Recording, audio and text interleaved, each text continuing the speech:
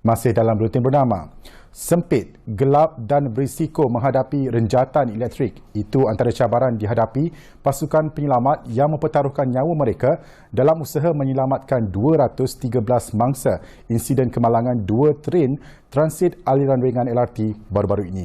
Underground Tunnel dan Rail Rescue Team UTRT antara pasukan penyelamat terawal yang digerakkan ke lokasi insiden kemalangan terbabit.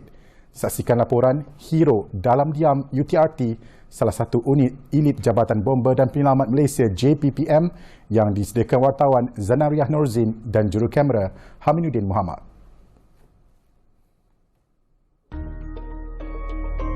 UTRT ditubuhkan sejak 2 tahun lalu sebagai memenuhi keperluan semasa, memandangkan pada ketika ini banyak pembinaan dan laluan tren dibuat di bawah tanah. Pengarah Bomba Kuala Lumpur, Nordin Fauzi berkata, kejadian pertembungan 2 tren tempoh hari adalah kejadian pertama dan paling besar dihadapi UTRT. Kejadian ini memberi gambaran bahawa unit ini sangat penting. Dan risiko ini adalah risiko yang realiti. Jadi saya akan mengambil kesempatan ini untuk memperkasakan lagi unit ini. Dan kemahiran-kemahiran khas ini perlu dikuasai oleh unit ini dan juga anggota bomba di Kuala Lumpur.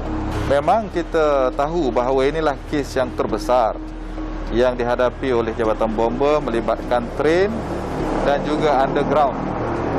Tetapi hakikatnya Jabatan Bomba sentiasa dengan bersama unit ini sentiasa membuat latihan. Bagaimanapun, Nordin berkata 75 anggota bomba daripada pelbagai unit, antaranya pemadaman, menyelamat, paramedik yang dikerahkan semasa kejadian kebanyakan mempunyai latihan asas menyelamat di terowong bawah tanah. Menceritakan lebih lanjut pada waktu kejadian, Nordin berkata pasukan bomba menghadapi kesukaran membawa keluar mangsa kerana laluan yang sempit dan kurang pencahayaan. Penumpang yang ramai dalam ruangan yang tertutup, yang sempit, lebih kurang 1 meter sahaja. Dan senario ini ditambahkan lagi dengan penumpang yang ramai, latar belakang berbeza, casualty-nya mempunyai latar belakang berbeza, jantina berbeza, umur berbeza, tahap kecederaan berbeza dan untuk keluar dalam masa yang singkat.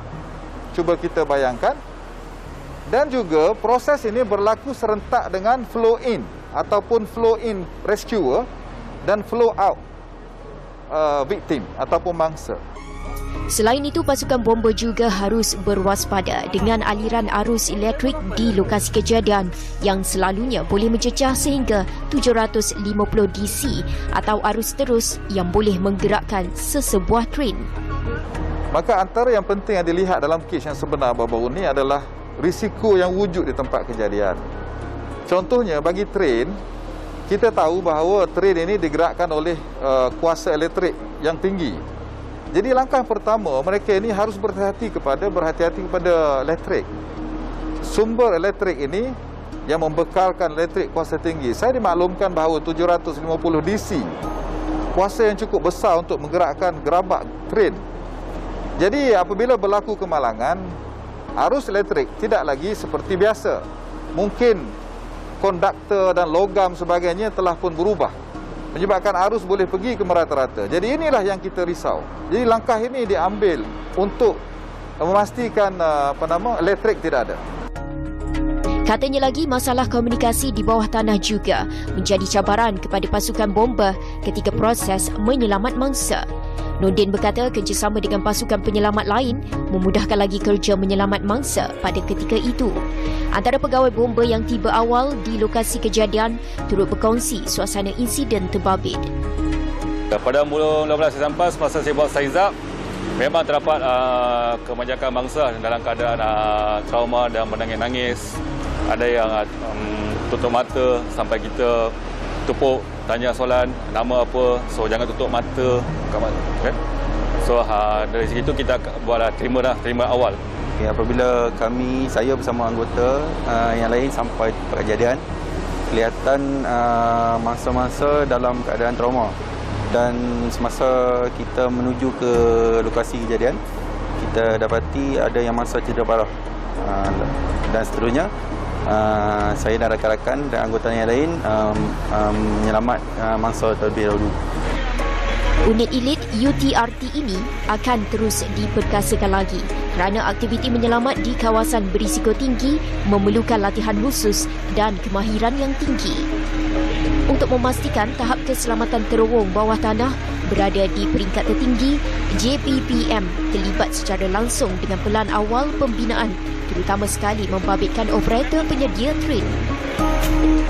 Kemalangan sering berlaku, namun kemalangan yang mengakibatkan dua train bertembung adalah kali pertama berlaku sejak 23 tahun penubuhannya dan tentunya pertama kali dihadapi oleh pihak agensi keselamatan. Ketangkasan dan kecekapan pihak bomba mengeluar dan menyelamatkan mangsa 213 mangsa ke tempat yang selamat harus diberi pujian.